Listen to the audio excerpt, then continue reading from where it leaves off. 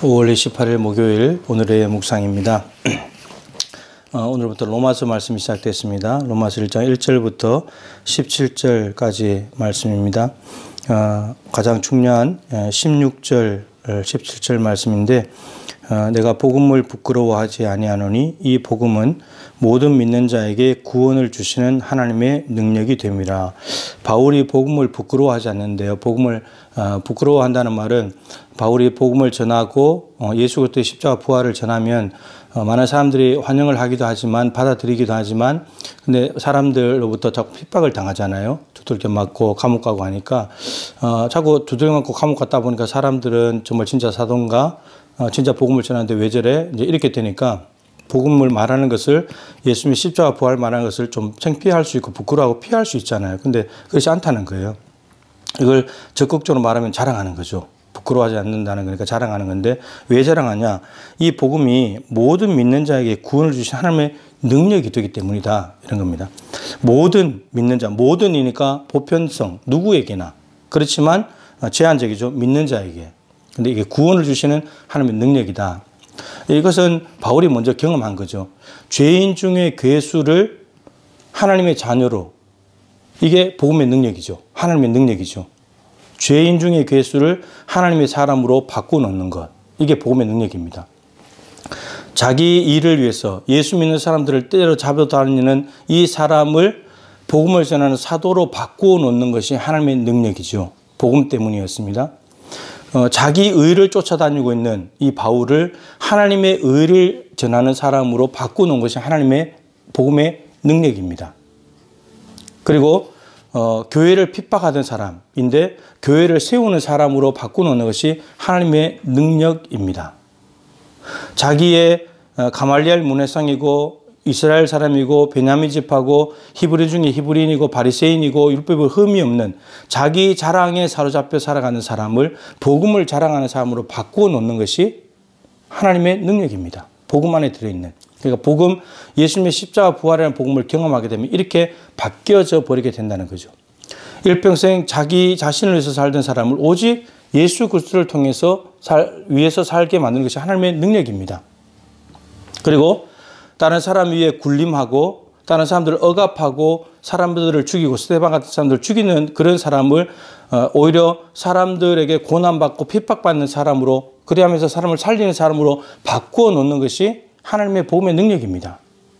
너무나 높아져 있는 사람을 많은 사람들의 종이 되는 내려가도록 만든 것이 복음의 능력입니다.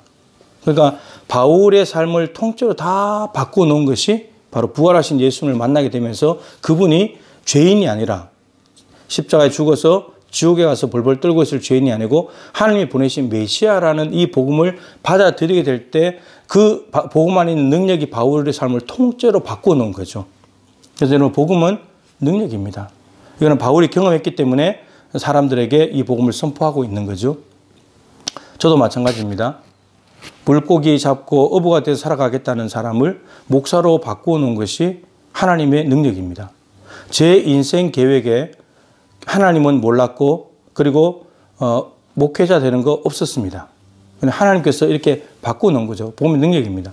죄인을 불러다가 하나님의 자녀로 만들어주신 것이 복음의 능력입니다. 예수를 믿고 제 삶의 목표가 바꾸어졌고 삶의 방향이 달라졌습니다. 무엇을 하면서 살아야 될지를 알게 되었습니다. 그리고 지금 그 길을 계속 가고 있습니다. 이게 복음의 능력이죠. 죄에 찌들어서 장아찌가 되어 살아가는 이 사람을 죄의 사함을 하시고 기쁨으로 살아갈 수 있도록 바꾸는 것이 복음의 능력입니다. 저는 그것을 통해서 바뀌어졌죠. 우리를 바꿔놓을 수 있는 것, 죄인을 지옥 가는 운명에 빠져있는 인간을 바꿔놓을 수 있는 것은 복음밖에 없습니다. 예수 그리스도밖에 없습니다. 하나님께서 17절인데 복음에는 하나님의 의가 나타났다. 하나님의 의라는 것은 하나님께서 우리를 받아주시는 의. 하나님 앞에 갔을 때 너는 의로와라고 인정할 수 있는 그 의가 복음 안에 있다는 겁니다. 근데 그 복음이 예수님의 십자가 부활이죠. 근데 내가 예수님의 십자가 부활을 믿으면 하나님이 우리를 보시면 의롭다고 해준다는 겁니다. 그게 하나님께서 구원하시는 길이니까 의롭다고 하시는 방법이니까 이 길밖에 없는 거예요. 다른 이름은 없어요. 다른 복음은 없어요. 오직 예수 그리스도라는 복음밖에 없습니다. 이거 분명히 해야 됩니다. 봉화산에 올라가는 길이 여러 개 있습니다. 봉화산 꼭대기를 구원이라고 봤을 때 올라가는 길이 많듯이 여러 방법으로 구원을 얻을 수 있다고 말하지만 종교다원주의. 근데 그런 건 없습니다. 성경에는 분명히 예수라는 길을 통해서만 저 구원에 갈 수 있다고 말하고 있습니다. 내가 곧 길이요 진리요 생명이다. 예수 그리스도라는 길을 통해서 하나님께 가야 영원한 생명을 얻을 수 있다라고 하는 거죠. 여러분 오늘 이 복음이 분명해졌으면 좋겠습니다. 예수 그리스도를 인격적으로 만나게 되면 이렇게 됩니다. 그래서 바울이 1절에 예수 그리스도의 종이다. 자기가 예수님을 주인으로 모시고 그분의 종이 되어서 그분이 시키시는 일만 하고 살기로 결정을 한 거예요. 은혜 받았어. 그렇게 된 거죠. 그리고 5절에 그로 말미암아 우리가 은혜와 사도의 직분을 받아. 은혜 곧 사도의 직분을 받아. 사도의 직분을 받은 것도 은혜라는 겁니다. 여러분 이 시작 지점이 이래야 돼요. 내가 구원받은 것이 하나님의 은혜. 하나님이 구원 계획을 세우셨고 예수님이 성취시키셨고 성령께서 우리에게 적용시키신 것, 믿어지게 해주신 것. 삼위일체 하나님께서 만드신 것이 구원입니다. 우리는 귀한 바 하나도 없어요.